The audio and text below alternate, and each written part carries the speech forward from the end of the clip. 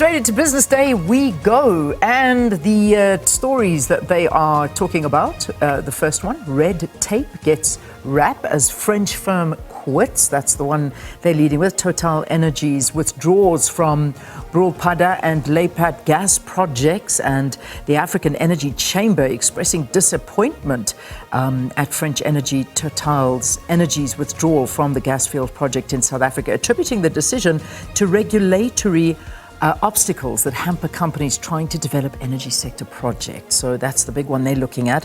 Emissions reprieve for Sasol Secunda, and South Africa's new Forestry, Fisheries and Environment Minister Dion George confirming an earlier decision by his predecessor to allow Sasol to deviate from established regulations when measuring sulfur dioxide emissions at its prized Secunda Synfuels facility.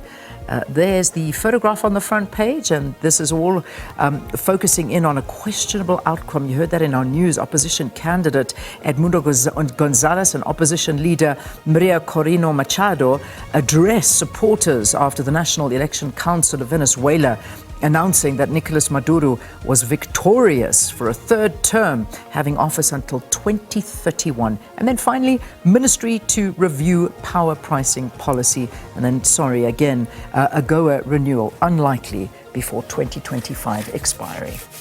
Right, we move to the Star, and picture there, victorious, our golden girl there, Tatiana Smith, and that's of course a picture and many others that we're not going to tire of anytime soon. Nope. And their lead story, axing works in Zuma's favor. Msholozi has been sharpening his knife for battle since endorsing the MKP. Now, the charges in relation to the announcement that Zuma made on December 16 last year that he will not be campaigning nor voting for the ANC in the May 29 national provincial election is what brought about that axing. Also, 95 Libyan mercenaries appear in court. Now, in a small courtroom in White River in Mpumalanga, 95 Libyan citizens suspected to be militia appeared on charges of contravening the South African Immigration Act. And they do go on to answer a question that people had been asking about how they got here. Also, that Total story, as well as EFF and Freedom Front Plus in racial row over threats to draw Afrikaner blood. All right, so here we go. This is the Citizen now.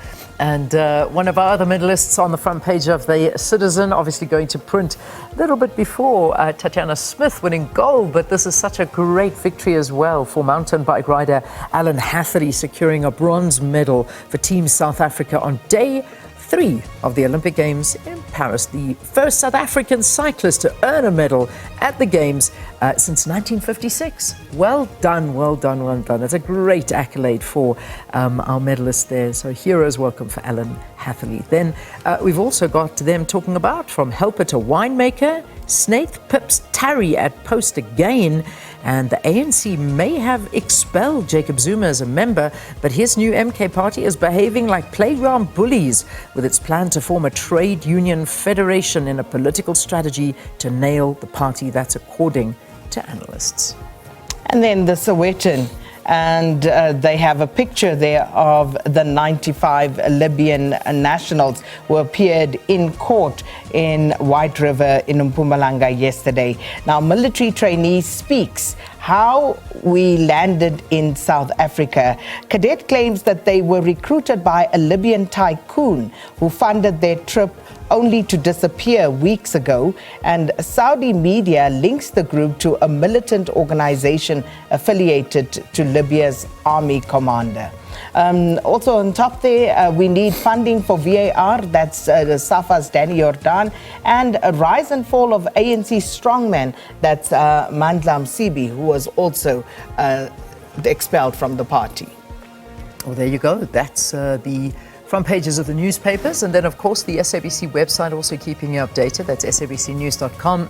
Please do visit us and check out all the latest stories and uploads of videos and interviews. You've got it all over there, and podcasts as well. You saw that SABC News podcast that we've got that section, so really good for you to do. And then of course the SABC Plus app. Yeah, if you still don't have it, I don't know what you're doing.